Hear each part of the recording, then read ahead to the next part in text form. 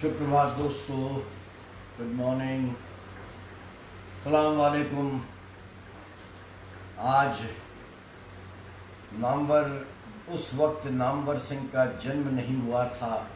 अध्याय 6 जो मैंने जिया कमलेश्वर जी की जीवनी का पाठ करने का दिन है।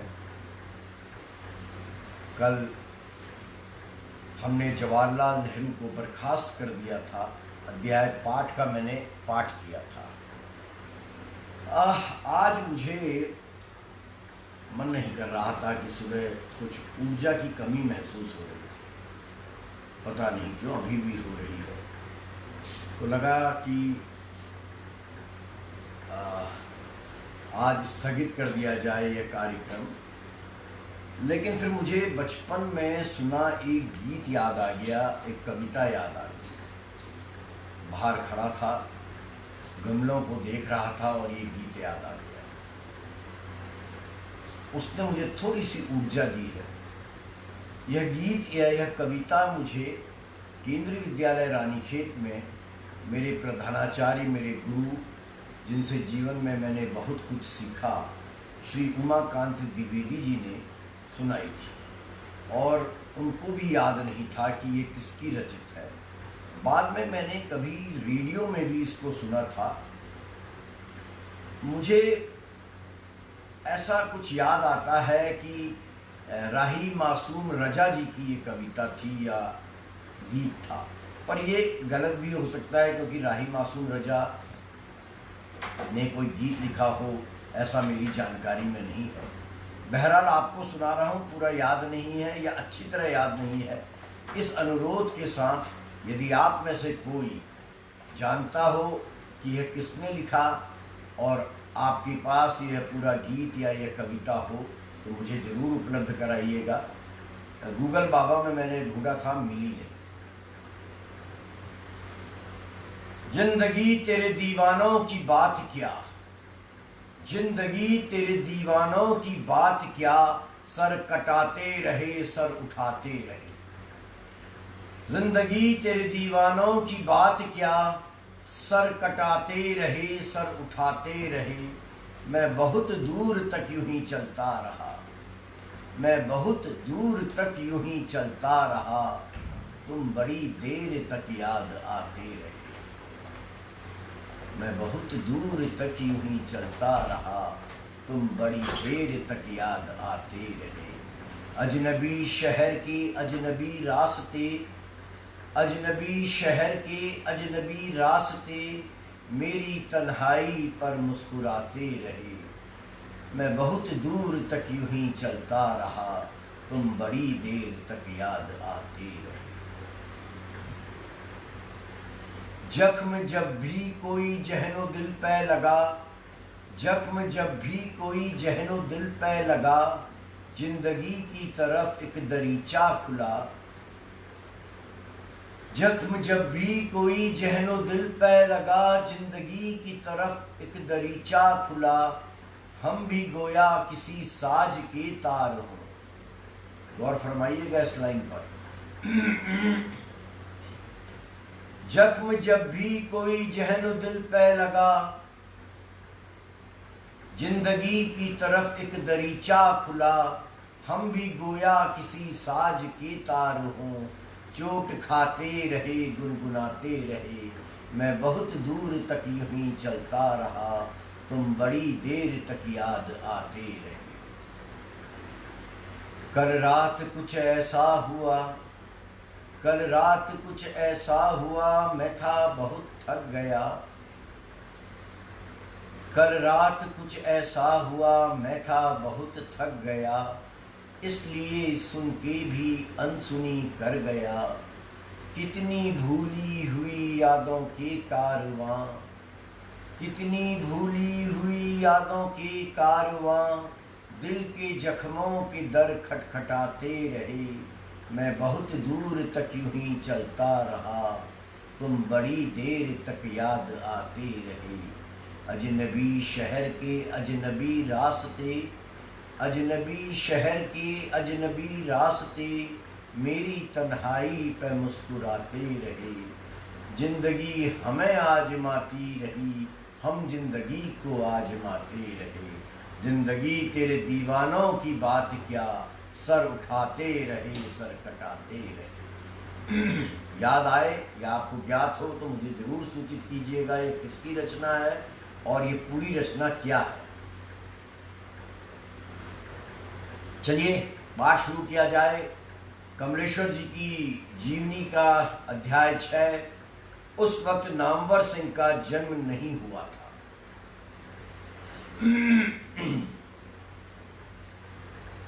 जिंदगी में लौटने के रास्ते ज्यादातर खुले रहते हैं, सिर्फ आगे जाने वाले रास्तों पर नो एंट्री का बोर्ड लगा रहता है। पर मेरे साथ ऐसा नहीं था। यह एक अजीब सी बात थी कि मुझे कभी नो एंट्री वाली तख्ती की सड़क या दरवाज़ा नहीं मिला। मेरी गरीबी, मेरी परेशानियां मेरे अपने फैसलों की देन थी। इलाहाबाद की भट्टी और मैनपुरी की मिट्टी ने जो कुछ मुझे दिया था वह हमेशा काम आया। मैं कैसे भूलूं, गवर्नमेंट स्कूल में पढ़ते हुए मेरे ड्राइंग मास्टर अजहर अहमद ने मुझसे पेंटिंग बनाते हुए कहा था, देखो बेटे, यह पेड़ ऐसे बनाओ, इस पर बाएं से रोशनी पड़ती है, इसलिए इधर की पत्तियों में सुनहरा रंग भरो। पत्तियों में ही नहीं, जीवन में सुनहरा रंग भरने का महामंत्र मुझे उनसे ही मिला। रोशनी के स्रोत को देखने और जानने का पहला पाठ मैंने उन्हीं से पढ़ा। अजहर अहमद ड्राइंग मास्टर साहब थे। पतेल, जवासा, कांस, खर पतवार, कन्ना टेरा, दूब और नरकुल से मेरा परिचय तभी हुआ था जब मैं स्कूल पढ़ने जाता था। गोखरू, अंडी के चिए, कनेर की गुठली, कैथा, अमरख और पत्ते महकते बेर को मैनपुरी में ही पहचाना था। बेर, मकोई और झरबेरी के बेरों को मैं तभी जाना था। सांप, बर्र, ततैया, लखेली, नेवला, टिड्डी, खुद बढ़ई, गुलगुलिया, कौवे, चील, गिद्ध, बया और नीलकंठ से तभी दोस्ती हुई थी। नरकुल की कलमों से हमने लिखना सीखा था, मैंने, रमेश और बिब्बन ने। पटरी, भुट्टा और बुदक्का के वही दिन थे। दिवाली, होली, ईद, दशहरा और मुहर्रम के ताजियों से हमारा गहरा रिश्ता था। हम प्रार्थना भी पढ़ते थे और मुहर्रम के समय मरसिया भी गाते थे। रावण पर तीर चलाते तो करबला में शहीद हुए हसन और हुसैन के लिए छाती कूट कूट कर रोते भी थे। पंचामृत में तुलसी दल डालकर पीते तो ताजियों के नीचे से मखाने भी उठाते और उसी श्रद्धा से खाते। देवी के मंदिर में जाते तो खानकाह के उर्स में भी शामिल होते थे। झम्मनलाल की मंडी में रामलीला देखते तो सराय की नौटंकी भी उतनी ही आकर्षक लगती। कहने का मतलब यह कि उस कस्बे ने मुझे अपनी जड़ों से जोड़ रखा था। गाँव में खेत खलियान सब थे, लेकिन लोक जीवन की सामूहिक अभिव्यक्ति के मैदान असल में कस्बे ही तो हैं। आसपास के 50 गाँवों के लोग जो अपने गाँवों में नहीं जुड़ते थे, वे 30 त्योहार और मेले ठेले के लिए कस्बे में ही आया करते थे। मैनपुरी के आसपास के गांव किसी हस्तकला या शिल्प के लिए नहीं जाने जाते, वे अन्न उत्पादन के केंद्र थे। गेहूं, गन्ना, सरसों और मूंगफली के उपजाऊ क्षेत्र। उपज कस्बे की मंडियों से आती और सारी आर्थिक सक्रियता कस्बे के बाजारों में ही रहती थी। उन दिनों आज की तरह स्कूल या पाठशाला भी गाँव में नहीं थे। स्कूल, पाठशाला और मकतब भी कस्बे में ही थे। रोटी बेटी का लेन देन जातियों में ही सीमित था और मोहल्ले भी मूलतः जातियों के आधार पर ही बसते थे। मुसलमान अपना मोहल्ला बसा कर रहते थे और उनके सामाजिक जीवन में कोई दखल नहीं देता था। मुसलमानों की सामाजिक और पारिवारिक कानून इतने सख्त थे कि उनकी औरतें हमेशा मुरझाई रहती थी। ज़्यादातर वे तपेदिक की मरीज होती। यह भी एक आश्चर्यजनक सच्चाई थी कि कस्बे की 100% वेश्याएं मुसलमान थीं। देश के विभाजन ने मुसलमानों में एक हीनता ग्रंथि पैदा कर दी थी।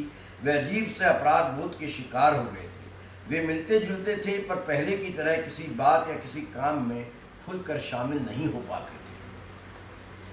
हालांकि कस्बा, गांव और शहर के बीच का पुल था, पर धीरे धीरे कस्बे का शहरीकरण ज़्यादा हो रहा था और अधिकांशतः प्राकृतिक संपदा पर जीने वाला समाज मनुष्य निर्मित संपदा पर निर्भर होता जा रहा था।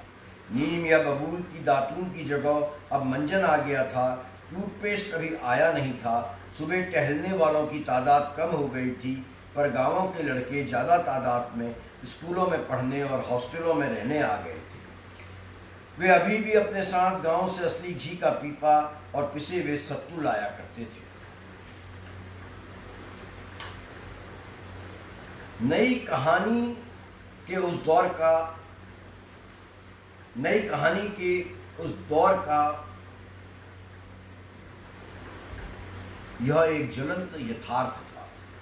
शहरी बनाम ग्रामीण कहानी के विवाद में दुखद यह था कि यथार्थ को विस्तृत फलक पर स्वीकार नहीं किया जा रहा था और ग्रामांचलों की तरफ रोमानी रुझान को ज़्यादा तरजीह नहीं दी जा रही थी।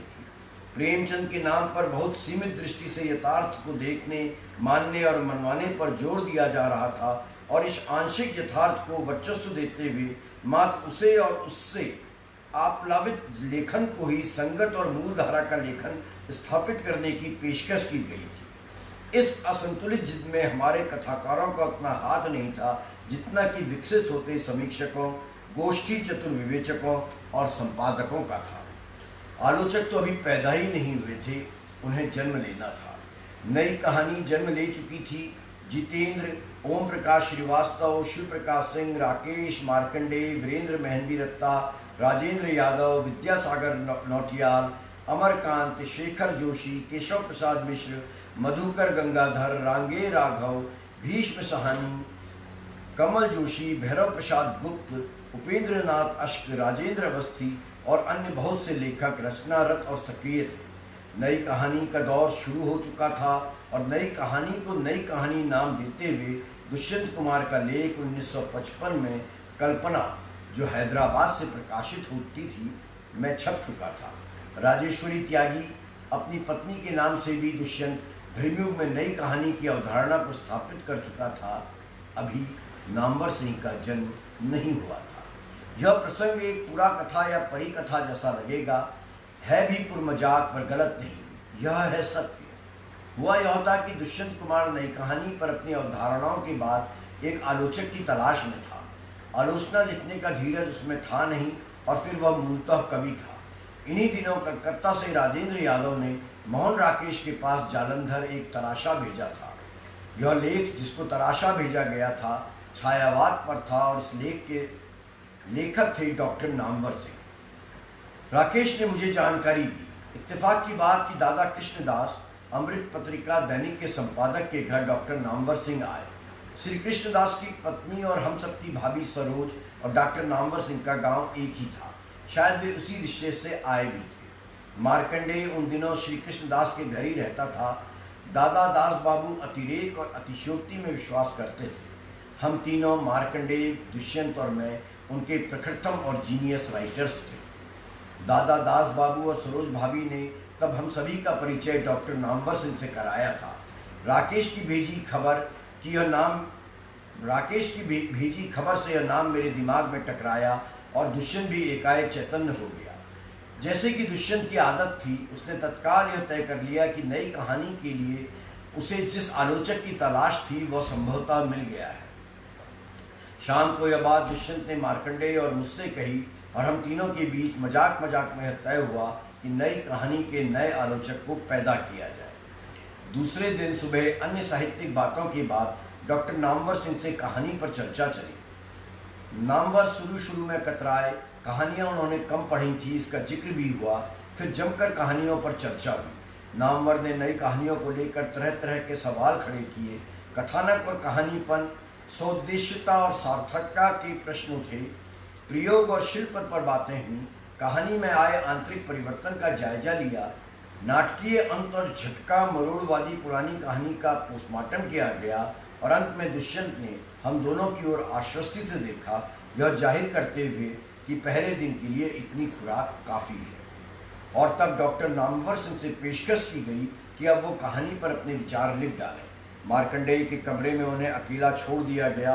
बीच बीच में खाने के लिए ककड़ी रख दी गई। दोनों दरवाजे बंद कर दिए और हम तीनों साइकिल पर घूमने निकल गए। शाम को लौटे तो 4-5 पन्नों का छोटा सा लेख नई कहानी पर तैयार था। नामवर सिंह ने बड़ी प्रखरता और साहित्यिक सूझबूझ से नई कहानी का प्रश्न उठाया था, कहानी के बदले हुए रूप को रेखांकित किया था, उसे प्रगतिशील मूल्यों के संदर्भ में रखकर देखने और समझने की प्रस्तावना रखी थी। नई कहानी के आलोचक का जन्म उसी दिन हुआ था। दुष्यंत की तलाश पूरी हो गई थी, राजेंद्र के इशारे को दिशा मिल गई थी और मार्कंडेय कल्पना में छद्म नाम से लिखने से मुक्त हो गया था। हम तीनों तब डॉक्टर नामवर सिंह को श्रीपत राय से मिलवाने कहानी कार्यालय में ले गए थे। श्रीपत जी लेख प्राप्त कर बहुत प्रसन्न हुए थे और वह लेख तब कहानी के सन 1957 के विशेषांक में छपा था। श्यामू सन्यासी उस लेख से असहमत और नाखुश थे। भैरव भाई खुश थे। हालांकि भैरव भाई कहानी के संपादक थे, पर सरस्वती प्रेस इलाहाबाद से श्यामू सन्यासी का सघन संबंध था और कहानी पत्रिका के शुरू के अंकों में वे और श्रीपत जी ही संपादक थे। मैं भी उन दिनों कहानी पत्रिका के लिए एकाध अनुवाद कर लेता और ज़रूरत पड़ने पर कहानियों के शीर्षकों की डिज़ाइन भी बना देता था। कहानी का मुख पृष्ठ तब अल्पना शैली का था, जो हर अंक के लिए अलग अलग रंगों में छपता था। वह मुख पृष्ठ हंस प्रकाशन के आर्टिस्ट कृष्णचंद श्रीवास्तव ने बनाया था। इन्हीं कृष्णचंद आर्टिस्ट से मेरे शुरू के दोनों कथा संकलों के मुख पृष्ठ भी बनाए गए थे, राजा निर्बसिया का भी और कस्बे के आदमी का भी। शहरी बनाम ग्रामीण कहानी की बहस के बीच ही कस्बे की कहानी का जिक्र उठाकर मेरी पीठ इस मतलब से ठोकी गई कि मैं ग्रामीण कहानी के शिविर में आ जाऊं, क्योंकि कस्बे और गांव की यथार्थ चेतना बहुत निकट की चेतना थी कि कस्बा गांव के ज़्यादा नज़दीक था बनिस्बत शहर के। राजेंद्र यादव को बहस में पटखनी देने के लिए कुछ विवादों और संघर्षवादी लोगों ने मुझे महत्ता देकर तटस्थ बना देने की कोशिश की, ताकि मैं अपने कस्बाई कथ्य की महत्ता को भुनाते हुए वीतराग बना रहा। भैरव भाई में एक बड़ी विशेषता थी। वे कह कहकर और विश्वास दे देकर कहानियां लिखवाते थे, खास तौर से विशेषांकों के लिए। नए लेखकों को वे भरपूर प्रोत्साहन देते। छापने से पहले वे कहानी को एक कोमल बच्चे की तरह सहेज कर रखते थे। कहानी की रचनाशीलता को काट काट कर संपादक होने का दम्भ नहीं दिखाते थे। कहानी पढ़ने के बाद उस कहानी पर बात करते। बाहर से आई नई कहानियों का जिक्र करके वे और सार्थक लिखने के लिए प्रेरित करते और छापने से पहले अपने महीन सुलेख में वे हमारी कहानियों की नोक पलक दुरुस्त कर देते। हर महीने में खास तौर से विशेषांकों में वे जैसे कि कहानियों की नहीं, अपने बच्चों की जमात लेकर उपस्थित होते, अनुप्रेरित और गर्वीले स्काउट मास्टर की तरह। हम सभी लेखक जैसे उनकी सीटी पर परेड करते थे और वे हमारी पीठ थपथपाकर आगे आने का उत्साह भर देते थे। दुष्यंत गीतों की गलियों से निकलकर मुक्त छंद की ओर बढ़ चुका था। उसका संकलन सूर्य का स्वागत आया था। गिरिजा कुमार माथुर, रमानाथ अवस्थी, गिरधर गोपाल प्यासा रहा नहीं जाता बादलों की छाव में के गीतकार के रूप में नए प्रयोग कर रहे थे। और तभी डॉक्टर धर्मवीर भारती का प्रयोगवादी यथार्थवादी उपन्यास सूरत का 7वां घोड़ा एक धमाके की तरह आया और फणीश्वर नाथ रेणु के मेला आंचल उपन्यास ने राजकमल से पुनर्प्रकाशित होते ही पूरा परिदृश्य बदल दिया था। रेणु के आंचल ने संकट पैदा कर दिया। मेला आंचल की विराट और सघन यथार्थ ने ग्रामांचली कहानियों को लघु बनाकर लघु प्रसंग में बदल दिया था। इस समय तक और भी घटनाएं हो चुकी थीं। कस्बे की कहानी के धूल धक्कड़ में भाई अमृत राय ने अपने पुरातन कथा संग्रह तिरंगे कफन का नाम बदलकर कस्बे का एक दिन रख दिया था। ओम प्रकाश ने नई कहानियों का प्रकाशन शुरू कर दिया था और भैरव भाई नई कहानियों के साथ साथ इलाहाबाद छोड़कर दिल्ली चले गए थे। यह नई कहानी आंदोलन और उसकी शक्ति तथा रचनाशीलता का ही सबूत था कि नई कहानियां पत्रिका निकली। इसी नाम से निकली और कहानी पत्रिका ने हिंदी कहानी के क्षेत्र में जिस नए युग का सूत्रपात किया था, उसी परंपरा को वह निरंतर आगे बढ़ाती रही। इसमें भैरव भाई की दूरदृष्टि का योगदान था। यह उनकी संपादकीय क्षमता का अक्षत योगदान था। शायद यही वह वक्त भी था जब नामवर सिंह काशी छोड़कर सागर विश्वविद्यालय चले गए थे, और शायद यही वो समय भी था जब काशी विश्वविद्यालय छोड़ने के बाद doctor Namvar Singh communist party के टिकट पर यकायक चुनाव में कूद पड़े थे। तभी आचार्य हजारी प्रसाद द्विवेदी जी से आकस्मिक भेंट हुई। किसी और सिलसिले में मिला था। आचार्य जी नामवर प्रसंगों को लेकर कुछ दुखी और उदास थे। कुछ बातों के बाद वे चुप लगा गए थे। इन्हीं दिनों नामवर का कविता प्रेम कुछ ज़्यादा ही उमड़ने लगा था और अज्ञेयवादी प्रयोगवाद को तरजीह देते हुए वे कहानी में कविता की तलाश की ओर चल पड़े थे। देवी शंकर अवस्थी उस समय अपनी प्रखर विवेचना दृष्टि से कहानी को देख रहे थे और जैनेन्द्र जी नई कहानी आंदोलन के मुकाबले किसी भी स्तरहीन आंदोलन को समर्थन देने के लिए खड़े नजर आ रहे थे। नई कहानी आंदोलन और उस दौर में लिखी गई कहानियों ने हर लेखक कवि को संकट में डाल दिया था। कहानी साहित्य की केंद्रीय विधा के रूप में स्थापित हो चुकी थी और किसी भी लेखक कवि को साहित्यकार कहलाने के लिए यह जरूरी हो गया था कि वो कहानी की कसौटी पर अपनी स्वर्ण रेखा स्थापित करे। नई कहानी आंदोलन सहसा सही समीक्षा और रचना की केंद्रीयता से हटकर मुड़ने लगा था और बातें व्यक्तियों पर केंद्रित होती जा रही थी। यह कार्य भी नामवर सिंह ने ही संपादित किया था और तब वे संगत साहित्यकारों को छोड़ के तेज बहादुर चौधरी, शशि तिवारी और निर्गुण को रेखांकित करने लगे थे। सही बात यह है कि बनारस से निकलकर जब नामवर बाहर आए तो वे एक हीनता ग्रंथि से ग्रस्त हो गए। भारतीय दुनिया भी बनारस से बहुत बड़ी और बहुरंगी थी, जिसे सामने पाकर नामवर चमत्कृत थे। नई कहानी में रचना के आधार पर नहीं, व्यक्तियों के आधार पर विभाजन शुरू किया गया। नामवर कहानी में कविता की खोज करते हुए लयबद्ध गद्य की ओर मुड़ गए और भैरव भाई ने अपनी वर्ग चेतना के मुताबिक ग्रामीण परिवेश के नाम पर भदेश और रचनात्मक रूप से कमजोर कहानियों को रेखांकित किया और यहीं से नामवर सिंह की हीनता ग्रंथि से ग्रस्त आलोचना दृष्टि आधुनिकता के नाम पर भारतीय समाज के यथार्थ को नकार कर फैशन प्रश्न लेखन की ओर मुड़ गई। और यही वह मोड़ था जहाँ से अपनी जड़ों से जिद के साथ जुड़े रहने और उपस्थित यथार्थ को बरतरफ करके घटिया ग्रामीण चरित्र प्रधान उच्च वर्गीय ग्रामीण संवेगों की कहानियों को प्रधानता देते हुए भैरव भाई की संपादन दृष्टि का दूषित होना शुरू हो गया। कल इसका 7वां अध्याय, तब लेखकों के रिश्तों में कोई तरेड़ या फांस नहीं थी, इसका पाठ करूंगा। आज का दिन आपके लिए शुभ हो, महत्वपूर्ण दिन है। आज देश की उच्च फैसला सुना सकती है श्री प्रशांत भूषण पर उनके ऊपर चल रही अवमानना याचिका पर प्रशांत भाई ने सैल्यूट पाने का काम किया। उन्होंने स्पष्ट लिख दिया कि वो माफ़ी नहीं मांगेंगे क्योंकि उनकी आत्मा इस बात की इजाज़त नहीं देती है। कल का दिन भारतीय इतिहास में किस तौर पर लिखा जाएगा या आज का दिन यह देखा जाना बाकी है। क्या सुप्रीम कोर्ट उनको माफ़ी देगी या उनको सजा देगी? बोलने की आज़ादी का क्या होगा? अदालतों पर जो हमारा अक्षुण विश्वास बना रहता है उसका क्या होगा? बहुत सी बातों का फैसला आज होने जा रहा है। तो इजाज़त लेता हूँ मित्रों, कल मुलाकात होगी 7वें अध्याय के पाठ के लिए।